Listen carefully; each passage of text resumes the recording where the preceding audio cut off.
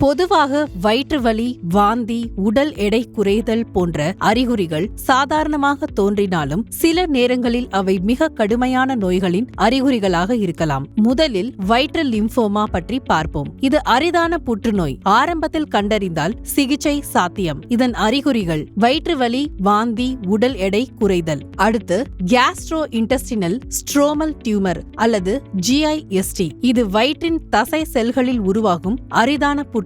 இதன் அறிகுறிகள் கடுமையான வயிற்று வலி, வாந்தி, மலத்தில் ரத்தம், சோர்வு முதலியவை. இது மிகவும் பொதுவானது. அடினோ கார்சினோமா. இது வயிற்றின் உள்சுவரில் உள்ள சுரப்பி செல்களில் உருவாகிறது. அனைத்து வயிற்று புற்றுநோய்களில் 95% இதுவே. காரணம் மரபணு மாற்றங்கள். செல்கள் கட்டுப்பாடின்றி வளர்வது. நண்பர்களே, வயிற்று புற்றுநோய் ஆரம்பத்தில் கண்டறியப்படுவது மிக முக்கியம். சாதாரணமாக தோன்றும் அறிகுறிகள் நீண்ட காலம் தொடர்ந்தால் மருத்துவரை அணுகுவது அவசியம். ஆரம்பத்தில் கண்டறிந்தால் உயிரை காப்பாற்ற முடியும். இது உங்கள் ஆரோக்கியத்திற்கான ஒரு விழிப்புணர்வு செய்தி. நன்றி.